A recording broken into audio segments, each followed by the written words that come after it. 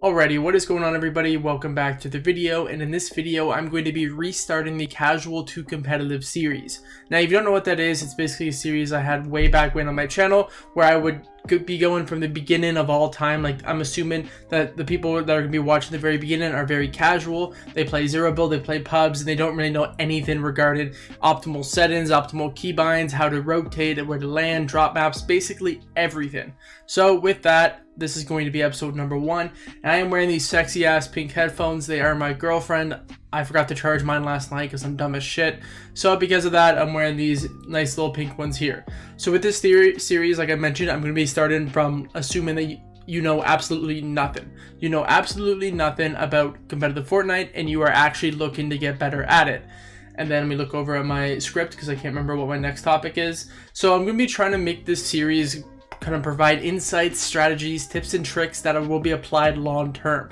I don't want this whole series just to be applied for this one season or the next season. I want to be able to watch these videos and apply it to whatever season of Fortnite it is on. That way, you know, I won't need to have to make these videos over and over and over again. Sure, it might give me more views and more subs and everything, but I think this is definitely a lot better and maybe make these videos stay relevant for a while. So that's the whole point of it. So this first video is going to be about your competitive settings and your keybinds. Now, I don't play on controller, so I won't be able to really help you that well in terms of controller binds, but I will link a bunch of controller videos in the description that I didn't make, that someone else made, that I've watched or have, you know, from reputable sources that are good videos. So you should go watch these, then come back for the settings. Or actually, I'll do the settings first. So first things first, we're going to fly into the settings and we're going to scroll down to render in mode. Now if you're on performance mode, you're going to want to switch to DX11 because it actually unlocks some settings that you can't change in performance mode. So you switch first to DX11 and some settings will pop up and we'll cover how to change them. And then once you go to performance mode, they'll actually be changed in performance mode. But once you're in performance mode, like right now, you can't access them. Hopefully that makes sense. If not, I'll explain it here in a second. Alrighty, so we're back here, so let's actually dive into our settings and really start looking at what we can start changing and how that will actually give us the highest frames and the lowest input delay. So first, switching to DX11, we can see we actually unlocked a few settings down here that we didn't have when performance mode was on. So back up to the top, full screen, 100% you want this on. You can do windowed full screen if you stream, but I wouldn't recommend it. Full screen is definitely the best. Resolution, you want that to be your default monitor resolution. You can go down to 1600 by 900 if you're on a weaker PC, but that's kind of up to you. Frame rate limit. Now I've heard different sides of it. You can turn it on unlimited, but that kind of makes your frames really fluctuate and it's not really steady. So I like setting mine a little bit ahead of what my monitor refresh rate is. My monitor refresh rate is 165, so that's why I have it set to 240. If you have 240 hertz, then maybe you set it to 360. If you have 144, maybe set it to like 180 or even 200. Next, for brightness, most of this stuff is just preference in the graphics category right here. The only thing that is kind of important is the colorblind mode. So really, you can go default, and a lot of players do play on default, but the biggest thing is seeing in the storm. So obviously everyone's eyesight is different, and what you see in the storm might be worse on Trident Note 10, or it might be better on off, or whatever you prefer. So I'd recommend going into a game, Battle Lab, solo arena, whatever you want, load into a game and just try looking for people in storm, or see if you can actually fucking see anything in storm on all of these settings, and test it out for yourself and see which one you like. Now this one we're gonna have to set to off. NVIDIA DLSS on performance. You can kind of set it up as well, but I mean, it doesn't, honestly this one doesn't matter at all. 3D resolution 100%. Turn this down if you're on a weaker PC. You don't want to go too far down, so let's turn it on 46 and my character is going to look like a CCTV camera from the 1980s trying to record a crime or something. So you don't want that. Next is view distance. A lot of people like to put it on far. Epic, it's actually pretty redundant. I don't know the exact numbers, but it's medium is the most optimal because it lets you see guns from a far distance, builds from a far distance, and people from a far distance. But the distance that you can see it from actually lines up with how far you can shoot them. So if you go far in Epic, you might be able to see them a little farther, and sure, that might give you a little bit of information, but that isn't really that important unless you have the NASA PC. Then maybe put it on far, but Epic is pretty redundant because every little bit of information does help with making rotates, but if someone's on the far side of zone it's like, you know, how does that impact me that much? It shouldn't, but sure, you can have it on. So a lot of these settings you want to put off or low. So we have off, low, off. This one, I don't think it really matters. No, it doesn't. We'll turn that off. I don't even know why I have it on. Effects, low, low. VSync off, motion blur off, show FPS, up to you. I know some people like to have it off so they don't look up and go, oh my god, I have 30 frames, I'm lagging, and then they die in game and they blame it on the frames. It's up to you. Rendering mode, again, DX11 now, but after this, you're going to switch it to performance mode at the end of the settings. These two off, and then NVIDIA Reflex Low Latency, either have it at on or on plus boost, so you test this out yourself and turn on the, I don't know what it is, it's somewhere over here. Yeah, you turn on the netbug destats and kind of mess around and see which one gives you the lowest. For me, it's on plus boost, but for you, it might be on, but it's one of them. So yeah, we're gonna hop into the next settings here. A lot of these settings here are kind of more like preference toggle sprint on. This frees up a keybind. Auto open doors, you want that on. No matter what level you are, you're always going to accidentally edit a door. So it's going to happen, and it's better when you edit that door and you can kind of keep moving forward because you have auto open doors on. Mantle activation, hold jump is my favorite. Hold forward you can do. I don't really like it that much, but it's up to you. Hold to swap pickup. Again, these are more personal preference. Auto pickup weapons. You can have it on. I know a lot of people do like it on because it's like when you run over a body or when you're looting off spawn early game, it does kind of help you pick up the weapons. It doesn't beat out scroll wheel, but it does kind of help you. But in the end game, it does screw you over a lot. You know, you're trying to get the minis, the med miss, the splashes end game, and then you accidentally pick up all the weapons on the ground. Your shotgun's gone. Now you have 4 DMRs and like a fishing rod. So game over from there. Preferred item slots, you can run this, but your slots have to be 100% confirmed. Personally, for me, I like run shotgun in my first slot, and then my second slot, I usually have an AR or an SMG. So sometimes that's better, but if I set it as AR, that means when I do carry an SMG, it will move 1 slot over. So that's why I don't really have it set up that well. What I do have in here is that once you click it, I have my shotgun, and I actually do have it set up. What the fuck? I didn't even know that. So let's turn it on, but I want to make everything unassigned other than my heals, because I know these are 100% going to be my heals and my shotgun. So let's just apply that. Oh wait, I messed it up. Shotgun. And then these two are the ones that I switch, but again, it might be different for you. So next we're going to build in, reset build in choice, off, disable pre-edit option. It's up to you. You can have it on or off. If you have it on, then you can't do pre-edits. So in reality, you should have it off so you can do pre-edits, because pre-edits is a very important part of competitive Fortnite. So make sure you get used to it because it can help you a lot. Turbo build in on, confirm edit on release. Up to you. It doesn't really matter. It's kind of more, that one's like heavily debated, but it really is personal preference. There's tons of pros that play with it on and tons that play with it off. The downside of playing it with it on is that your peaks are a little bit worse, because when you're editing a wall, you might let go of the edit before you're actually in cover, because you have to keep your kind of like your cursor on the wall when you're editing, so you have to hold it there while you're going in the peanut butter peak and then re-peak it. So that can be a little bit difficult, but if you just work on your movement, then you're fine. So tutorial and the rest of these don't really matter. NVIDIA highlights, this does give you input delay, but you can lets you actually clip stuff. And that is really it. Again, a lot of these settings you could turn off and they would kind of give you a little bit of lower input delay, but that's up to you. HUD scale, this one's kind of really important. The higher you have it, the more frames you'll lose. So put it somewhere low enough where you can actually still read the symbols, but it doesn't seem that big of an input.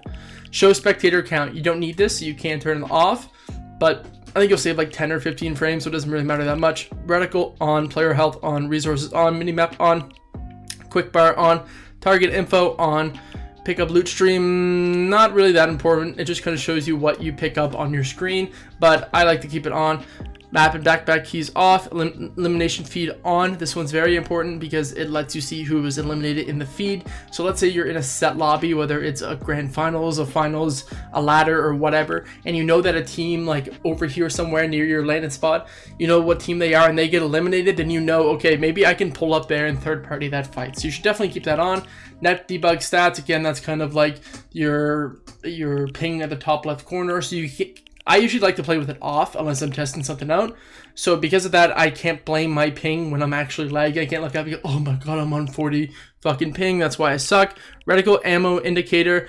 Basically, next to your reticle, there's like a little ammo bar here. I don't like it on. Actually, I don't. I turn it off because I'm like, I'll just look at my ammo, or you can even listen. So when you actually get low on ammo, you can actually hear like your last few shots in your gun. So that's how I know I'm running out of ammo. And then these two are up to you.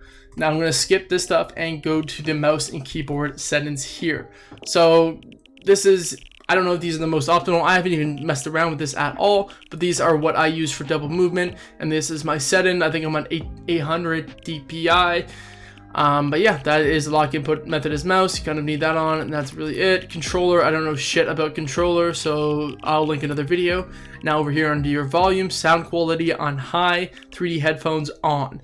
And then I think that's really it. Visual sound effects. Oh yeah, visual sound effects have to be on as well. They're really broken, but you don't want to rely on them too much. So I had an issue when I started playing Overwatch and Warzone, is that I would like, it's like my ears were trained to look for the sounds rather than actually hear them. If that, I mean, not my ears, but like I was trained like that. It was really weird. So I need to kind of work on actually hearing the audio and not just using the visual sound effects. So make sure you use both, which is honestly kind of hard. So maybe if you want to, you can play with it off for a bit and then turn it on when you have built to kind of actually be able to hear everything. But that's up to you. And then again, we have the keyboard and the binds and everything, which I'll talk about after this. The only important one is that if you're on a keyboard and mouse, you do have to set your scroll wheel. So scroll wheel to use this scroll wheel pick up or whatever, I have mine as down, and then to reset mine is mouse wheel up, which, you know, that's personal preference. And basically this means that when you edit a wall and when you want to reset it, you just flick your scroll wheel and it will instantly reset it. So that's really nice as well. Another important thing that you should have bound is your rotate build-in. So for a while I didn't even have this bounded. Like I'd say up until like 2 seasons ago, I just had this like nothing.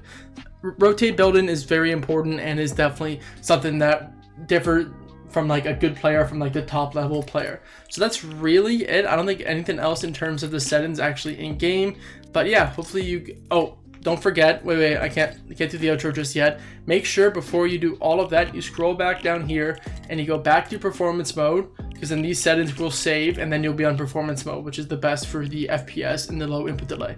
So now we're gonna hop into keybinds and I'll be right back for that. So this is the keybind portion of the video where we're going to be talking about the best way to find your keybinds. So the very first thing we're going to do is set up a notepad like this with your 5 fingers, pinky, ring, middle, and index and thumb. And then you want to put your hand, so this is my keyboard hand, you want to put this down on the keyboard however you would normally do it. So whatever is most comfortable for you.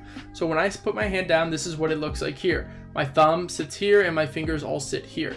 So we're going to start with the pinky. My pinky sits very comfortably on shift. So I want to do brackets shift.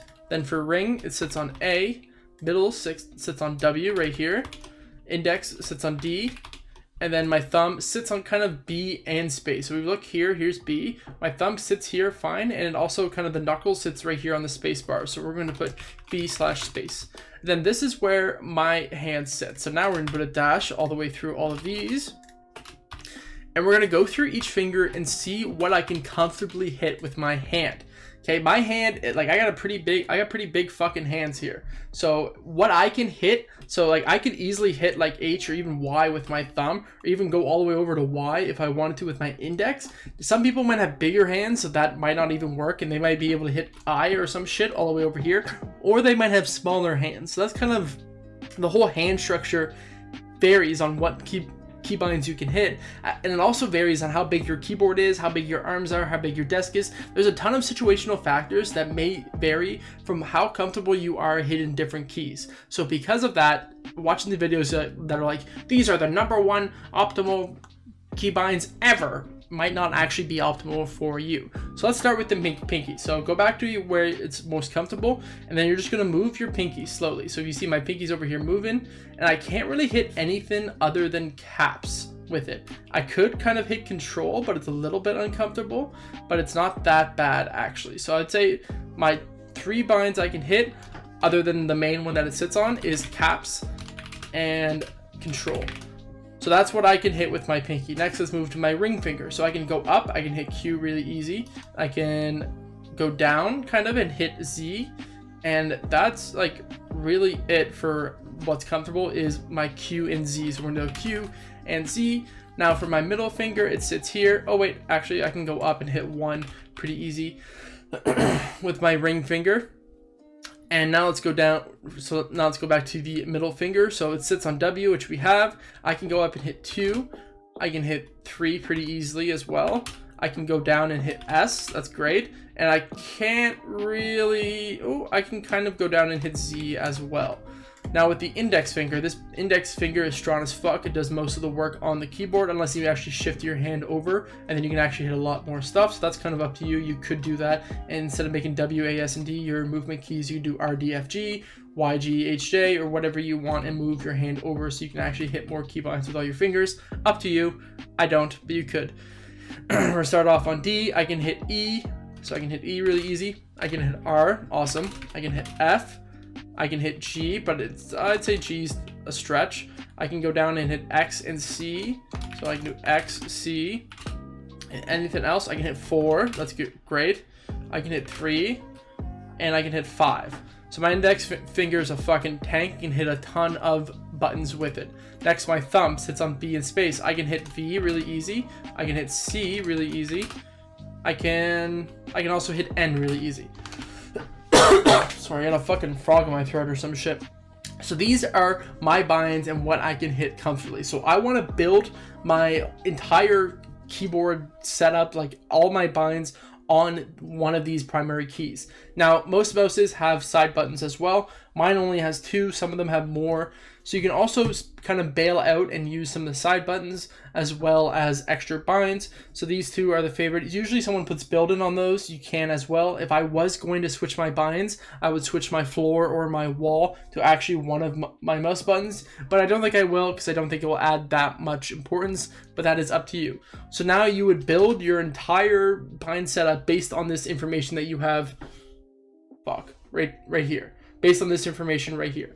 So, you know, obviously you have your movement keys. What's most important, primary binds, is what I like to call them, is like your shotgun, your SMG, your pickaxe, your build-in binds, edit in, and then reset if you're on controller. But reset on mouse and keyboard is just scroll wheel, so that's fine. So that's kind of like the most important binds. So you want to set those to either something that you can very easily hit, like shift, caps, ER, Q, F, and like B, whatever. Set it up like that, and then you're good to go.